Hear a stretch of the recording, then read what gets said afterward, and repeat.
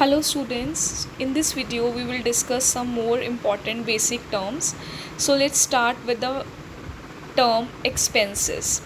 So normally अभी तक आपने 10th तक ये वर्ड सुना है expenses का मतलब क्या होता है खर्चे. क्लियर. सो यहाँ पर भी बिज़नेस में भी एक्सपेंसेस का मतलब होता है खर्चे. खर्चे मतलब ऐसी चीज़ें जो आपको डेली बेसिस पे करनी है. डेली बेसिस मतलब हर रोज़ नहीं है. डेली बेसिस का मतलब regular basis, like it can be every day, every week, every month. Clear. So that type of payment that you have to pay on a regular basis is known as expenses. क्योंकि आपको पता है expenses मतलब खर्चे. अब खर्चे जो हैं वो रेगुलर बेसिस पे ही पे होते हैं. अगर हम एक पर्सनल लाइफ की आपकी बात करें, ठीक है, तो आपके घर में जो एक्सपेंसेस हैं वो क्या हो सकते हैं. आपके स्कूल की फ़ीस, ठीक है, और आपकी क्लोथिंग पे जो है वो आपके पेरेंट्स स्पेंड कर रहे हैं, ठीक है. आपके घर में फूड आइटम्स आती हैं उसके ऊपर स्पेंड कर रहे हैं. सो ये जो ऐसी चीज़ें हैं ये रेगुलर बेसिस पे होंगी बिकॉज फ़ीस एवरी मंथ होती है, ठीक है. और फूड आइटम्स भी नॉर्मली 1 वीक और 2 वीक्स के बाद ख़त्म हो गया तो आपको नया न्यू फूड जो है वो लेकर आना पड़ेगा. सो इसी तरह से बिज़नेस में भी कुछ ऐसी चीज़ें होती हैं जो रेगुलर बेसिस पे करनी होती हैं, तो उसे हम बोलते हैं एक्सपेंसेस.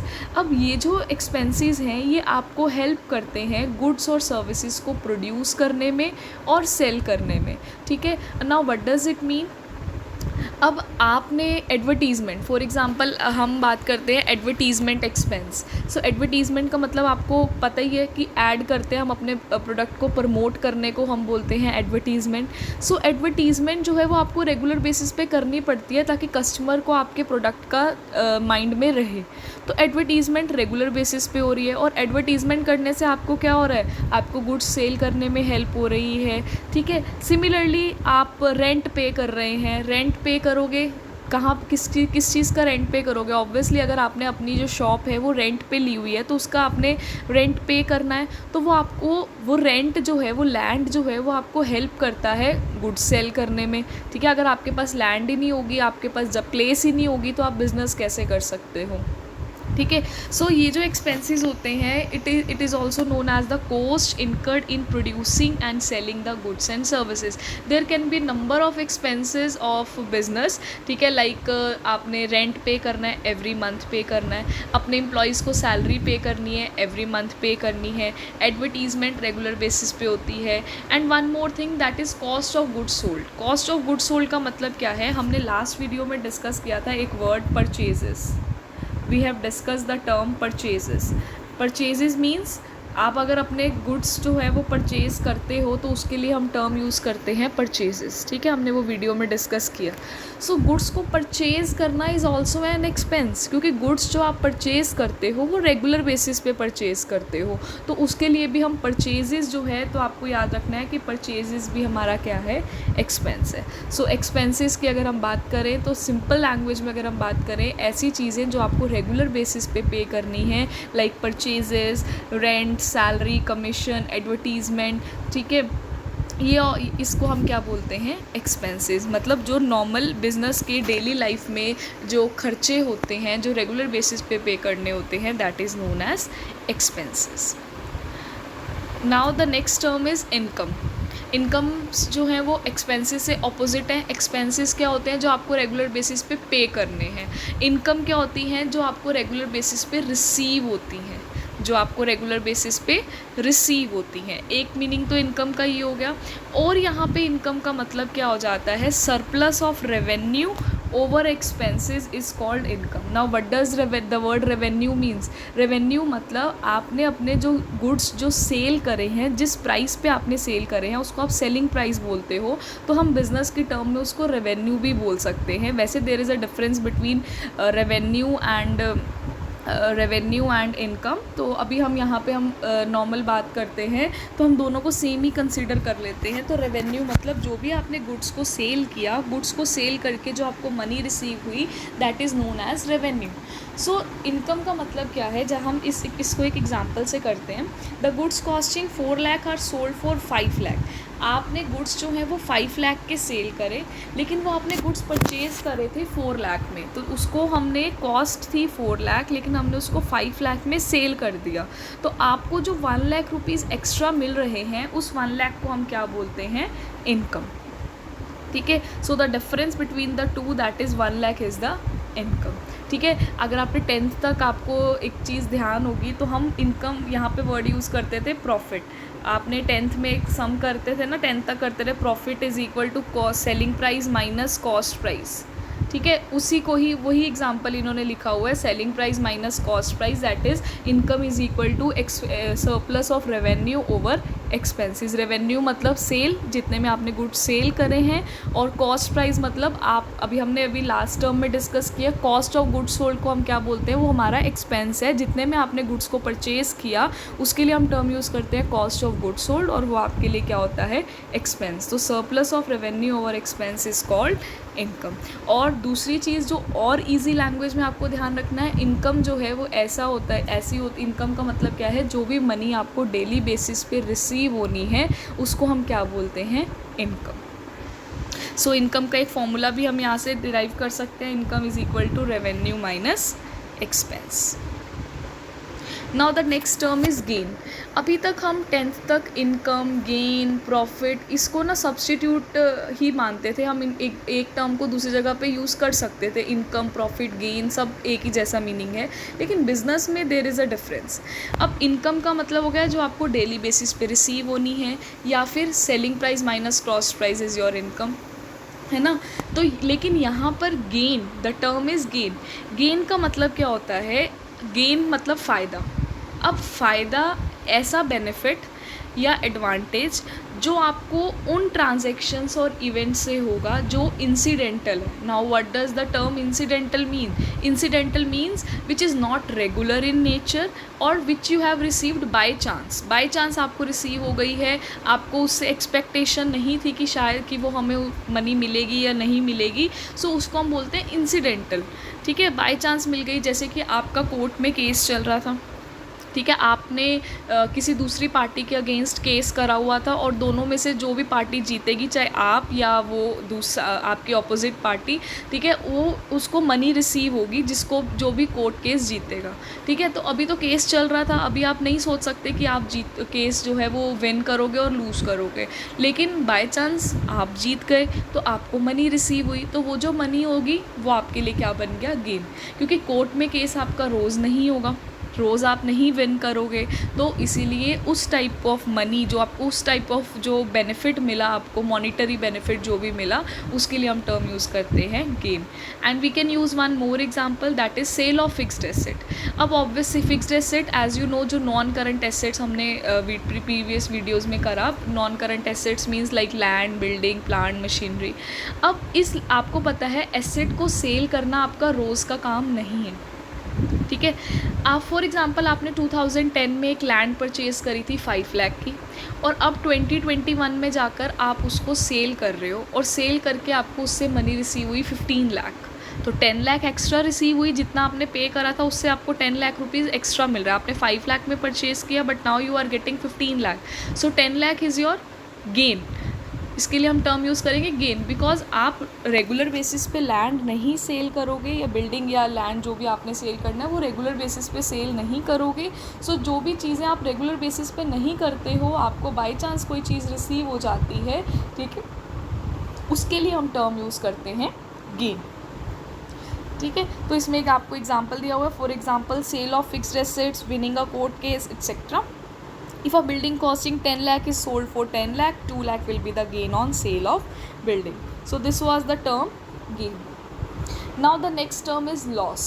अब loss और expenses दोनों में हम पहले, अभी तक हम लॉस का मतलब क्या होता है, नुकसान, एक्सपेंसेस भी खर्चे हैं, ठीक है, लेकिन हम उसको लॉस वर्ड नहीं यूज़ करते उसकी जगह पे बिजनेस में। Now the term loss conveys to different meaning. First of all, it conveys the result of the business for a period when total expenses exceeds the total revenue. Now loss का मतलब क्या है, जब अभी हमने एक income का meaning करा था कि व्हेन रेवेन्यूज़ जो है मतलब selling price is more than cost price, तो difference between both of them is known as income. But loss का फर्स्ट मीनिंग क्या है, if expenses are more than the revenue, आपके खर्चे आपके सेलिंग प्राइस से जो जितने में आपने गुड्स सेल करे उससे ज़्यादा है, मतलब आपने सेल करा है फॉर एग्जांपल 10 लाख में, लेकिन वही गुड्स आपने परचेज़ करे थे 15 लाख में, तो 15 लाख में ख़रीद कर आपको उसको 10 लाख में सेल करना पड़ा, तो वो आपका लॉस है। ठीक है। Secondly, it refers to some fact और activity against which firms receives no benefit. Loss मतलब नुकसान हो गया। नुकसान कैसे हो सकता है, बाई चांस कोई भी नुकसान हो सकता है ना बिजनेस में। It can be loss by fire, आपकी गोडाउन में आग लग गई, या लॉस बाय थेफ्ट यानी कि चोरी हो गई, सो उसके लिए भी हम टर्म यूज़ करते हैं लॉस। तो लॉस मतलब नुकसान हो रहा है, वो दो तरह से हो सकता है, या तो आपके एक्सपेंसेस खर्चे जो हैं वो रेवेन्यू मतलब सेल जितने में आप कर रहे हो, अभी हमने डिस्कस किया when expenses are more than revenue then it is also known as loss. And if loss can be due to fire, due to theft, etc., so the term used is loss.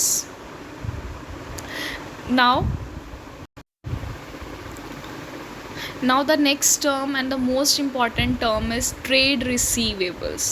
Trade receivables refers to the amount receivable on account of sale of goods or services. Simple सा meaning है इसका, लेकिन बहुत important term है। Trade receivable का मतलब क्या होता है, जैसे हमने सेल्स में डिस्कस किया कि हमने गुड्स जो हैं वो सेल करते हैं, तो हम उसके लिए टर्म यूज़ करते हैं सेल्स। अब ऐसा ज़रूरी नहीं है कि जब भी आप गुड्स को सेल करोगे तो आपको साथ ही कैश रिसीव हो जाएगी। आपको बिज़नेस में जो है सारी कैश में सेल्स नहीं होती हैं। आपको कुछ गुड्स जो हैं वो क्रेडिट पे भी सेल करने पड़ते हैं। क्रेडिट को हिंदी में हम बोलते हैं उधार पे भी सेल करने पड़ते हैं। ठीक है, क्योंकि अगर आपको बिज़नेस रन करना है तो आपको डिफरेंट टाइप्स ऑफ कस्टमर मिलेंगे। तो आपको कई बार कुछ कस्टमर्स होते हैं वो कहते हैं कि हम अभी मनी पे नहीं कर सकते, हम बाद में पे करेंगे, तो आपको वो अपनी सेल्स को इंक्रीज़ करने के लिए आपको उनको क्रेडिट पे गुड्स जो हैं वो सेल करने पड़ते हैं। अदरवाइज़ कोई अगर आपके पास कुछ ऐसे कस्टमर्स आए और आपने मना कर दिया कि हम क्रेडिट पे सेल नहीं करेंगे, तो वो नेक्स्ट टाइम से आपके पास नहीं आएंगे। ठीक है, वो किसी और शॉप पे चले जाएंगे जहाँ से उनको क्रेडिट पे सामान मिल रहा है। ठीक है, तो आपको कुछ कस्टमर्स को जो है वो गुड्स जो हैं वो सेल करने पड़ते हैं ऑन क्रेडिट। सो जिन कस्टमर्स को आपने गुड्स जो हैं वो क्रेडिट पे सेल करी है और उनसे अभी आपको मनी रिसीव होनी है, उनके लिए हम टर्म यूज़ करते हैं trade receivables. Now trade receivables are of two types, debtors and bills receivable. debtors को आपको बहुत अच्छे से ध्यान रखना है। debtors जो है ये टर्म यूज़ हो रही है, debtors the spelling is DEBTORS। ठीक है, लेकिन इसमें बी साइलेंट होता है तो हम इसको डेटर्स बोलते हैं। Don't interpret as debtors. ठीक है, आपने इसको प्रोनाउंस जो है वो डेप्टर्स नहीं करना है, बी साइलेंट रहेगा, आपके लिए टर्म यूज़ होगी डेटर्स। सो डेटर्स, अब हो सकता है डेटर्स का मतलब क्या है, अब मैं फॉर एग्जांपल आम अ बिज़नेस, मैंने अपने गुड्स जो हैं वो एक कस्टमर एक्स है उसका नेम, या ठीक है, उसको मैंने गुड्स सेल कर दिए और वो कस्टमर कहता है कि मैं आपको, एक्स कहता है कि मैं आपको 2 मंथ्स के बाद मनी पे करूँगा। ठीक है, तो मैंने उसके लिए एग्री कर दिया।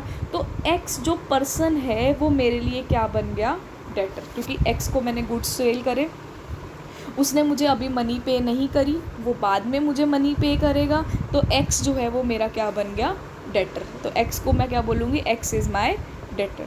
So debtors represent those persons or firms to whom goods have been sold or services rendered on credit and payment has not been received from them. ठीक है, for example if goods worth 50,000 have been sold to Mohan on credit, he will continue to remain the debtor of the business so long as he does not make the full payment. So जो person है उस person के लिए हम term use करते हैं debtor. अब next term आती है बिल्स रिसीवेबल। अब बिल्स रिसीवेबल में क्या है, अगर मैं बात करती हूँ उसी एग्जांपल को कंटिन्यू करती हूँ। मैंने गुड्स सेल करे एक्स को, वो कहता है कि मैं अभी पेमेंट नहीं करूँगा, मैं आफ्टर 2 मंथ्स पे करूँगा। ठीक है, लेकिन मैंने एक्स को बोला कि मुझे आपके ऊपर ट्रस्ट नहीं है कि आप मुझे 2 मंथ्स के बाद पेमेंट करोगे। तो एक्स ने क्या कहा कि एक्स कह रहा है कि मैं रिटर्न में लिख के दे देता हूँ दैट आई प्रॉमिस टू पे जो भी अमाउंट है, फॉर एग्जांपल 10,000 है, 10,000 ऑन जो भी 2 मंथ्स के बाद की डेट है, फॉर एग्जांपल अगस्त है तो 20th अगस्त 2021 को मैं पे कर दूँगा, ठीक है। तो रिटर्न में जो उसने लिख के दे दिया, तो रिटर्न लिखेगा कहाँ पे, एक पीस ऑफ पेपर पे। So that piece of paper is known as bills receivable, ठीक है। एक्स हमारा डेटर है, लेकिन तो उसने बिल लिख के दिया जिसमें उसने प्रॉमिस किया है that he will pay this much amount on a further और on a future date, so that piece of paper is known as bills receivable. So अगर कोई पर्सन की हम बात करते हैं, वो पर्सन डेटर है, ठीक है। लेकिन अगर हम बिल की बात करते हैं, अगर उसने रिटर्न में दे दिया तो वो बन गया हमारा bills receivable. The next term is trade pebbles. Now this is the opposite of trade receivable. Receivable क्या था, हमें फ्यूचर में मिलना है पेमेंट, ठीक है। पेबल मतलब हमने पे करना है। वन थिंग मोर, आपको ये चीज़ ध्यान रखनी है, ट्रेड रिसीवेबल्स आपके करंट एसेट्स हैं। हमने प्रीवियस वीडियो में करंट एसेट्स का मतलब करा था। करंट एसेट्स क्या होते हैं, जिनसे आपको मनी 1 ईयर के अंदर अंदर रिसीव हो जाएगी, ठीक है। तो इनसे भी जो मनी ये फ्यूचर में रिसीव होनी है मनी, तो ये हमारा एसेट है। Which type of asset it is a current asset. Trade receivables हमारे क्या होते हैं, करंट एसेट, क्योंकि इनसे हमें मनी नॉर्मली जब भी हम किसी को उधार पे सामान क्रेडिट पे गुड्स सेल करते हैं, तो हम उनको नॉर्मली 1 ईयर के अंदर अंदर उनसे हम पैसे वापस ले लेते हैं। इतने ज़्यादा टाइम गैप का हम उनको क्रेडिट पे गुड्स नहीं सेल करते। तो ट्रेड रिसीवेबल्स हमारे लिए क्या होते हैं, current assets. Now the next term is trade pebbles.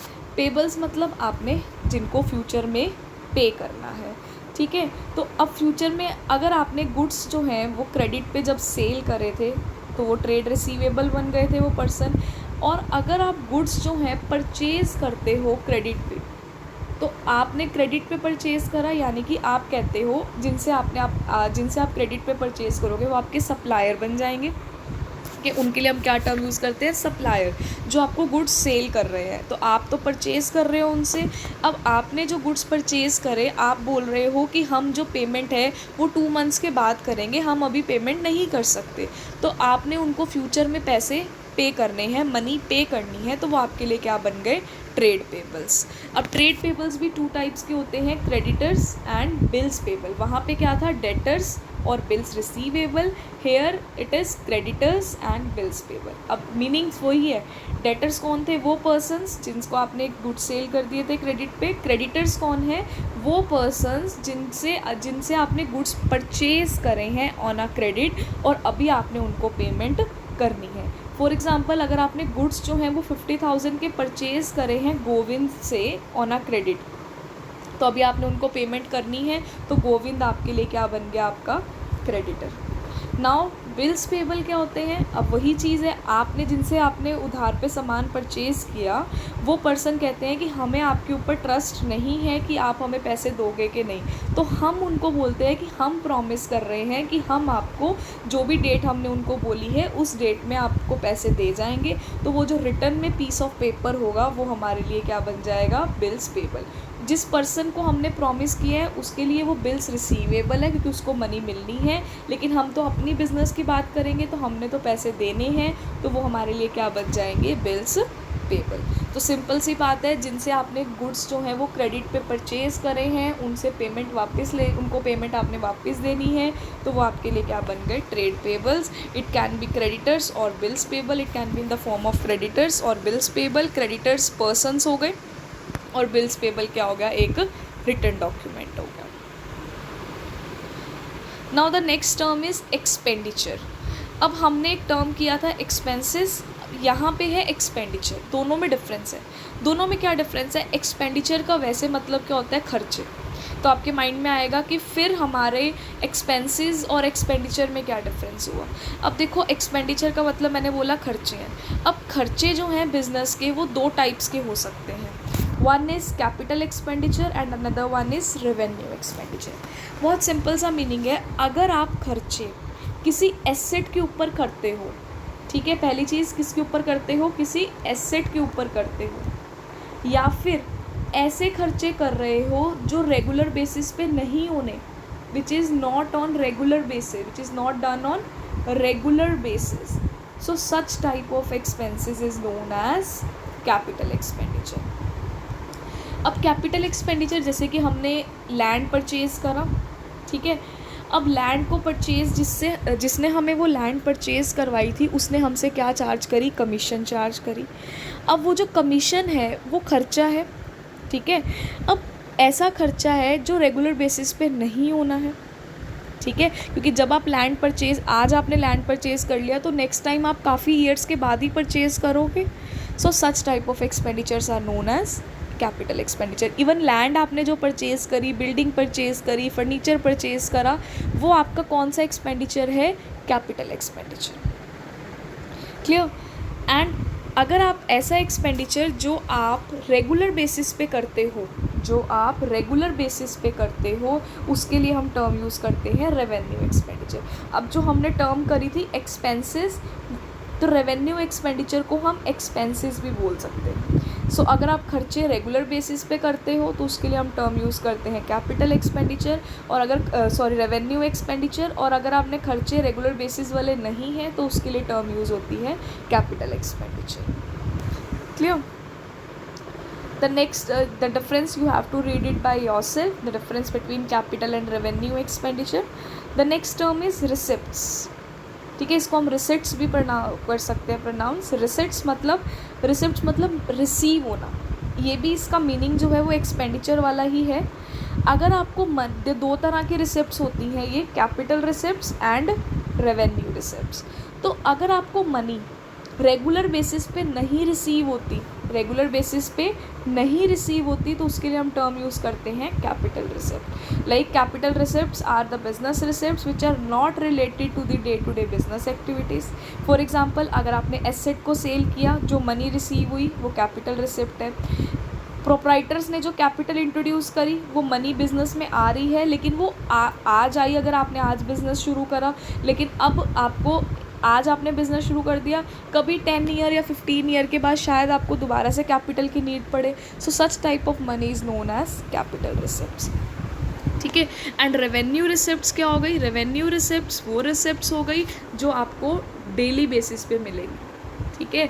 जैसे कि आपने गुड्स को सेल किया तो जो मनी रिसीव हुई, जो रेवेन्यू रिसीव हुआ, जो इनकम रिसीव हुई, उसे हम क्या बोलते हैं, रेवेन्यू रिसिप्ट, ठीक है। सो ये दोनों डिफरेंस जो हैं कैपिटल और रेवेन्यू रिसिप्ट्स को आपको बहुत अच्छे से करना है। Now the next term is cost. ये बहुत सिंपल सी टर्म है, अभी तक आप 10 तक करते ही आ रहे हो। कॉस्ट मतलब जो भी आपने गुड्स को प्रोड्यूस करने में या गुड्स को ख़रीदने में जितना भी खर्चा हुआ, उसके लिए हम टर्म यूज़ करते हैं कॉस्ट, ठीक है। हम बात करते हैं, अगर हम किसी एसेट को भी परचेज़ कर रहे हैं तो एसेट को परचेज़ करने में, जैसे हमने यहाँ पे एग्जांपल लिया हुआ है कि cost of machinery will include purchase price, मतलब एक्चुअल में जितने की मशीनरी थी। फ्राइट मतलब कई बार आपने जो मशीनरी है वो आपको बहुत दूर से मंगवानी पड़ी और अपने गोडाउन तक लाने के लिए कुछ ट्रैवलिंग का एक्सपेंस पड़ा, वो भी। इंस्टॉलेशन, अब मशीनरी कहीं आप खुद से इंस्टॉल नहीं कर सकते, आपको एक प्रॉपर लेबर चाहिए जो आपको वो इंस्टॉल करके देगा। टेक्निकल टीम भी आएगी जो आपको समझाएंगे कि मशीन को कैसे ऑपरेट करना है, तो उनके भी खर्चे हैं।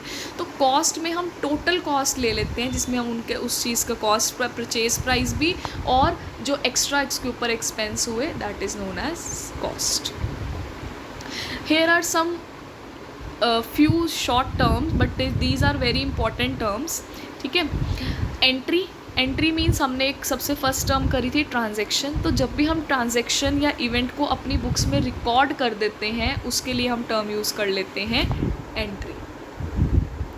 Next important term is bad debts. ना बैड डेट्स जो है एक इम्पॉर्टेंट टर्म है।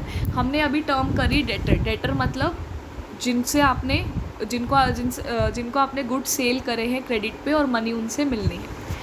अब कई बार क्या होता है कि डेटर से जो आपको मनी रिसीव होनी है, वो जिस पर्सन से आपको मनी रिसीव होनी थी वो पर्सन कहता है कि मेरे पास तो अब पैसे ही नहीं है देने को, या वो पर्सन कहीं भाग गया तो आपके पैसे क्या हो गए, डूब गए, अगर हम हिंदी में बात करें तो उसके लिए हम टर्म यूज़ करते हैं, जो भी पैसों का आपको, जो भी मनी का आपको लॉस हुआ उसके लिए हम टर्म यूज़ करते हैं बैड डेट्स। बैड मतलब बुरे, डेट्स मतलब डेटर्स। अब ऑब्वियसली जो डेटर्स आपको पैसे नहीं देंगे वो बैड डेट्स हो गए।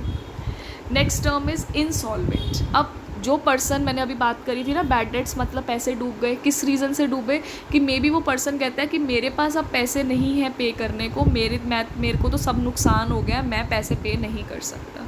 तो इस तरह के पर्सन जो अपने डेट्स को पे नहीं कर सकते, उन पर्सन के लिए हम टर्म यूज़ करते हैं इंसॉल्वेंट। एंड जो पर्सन अपने डेट्स टाइम पे कर सकते हैं, अ पर्सन और an enterprise which is in a position to pay its debt is called solvent. So these were few important basic terms. So this you have to do it very carefully. You have to remember each and every term if you want to get the conceptual knowledge of the subject. I hope all the terms are clear to you. Thank you.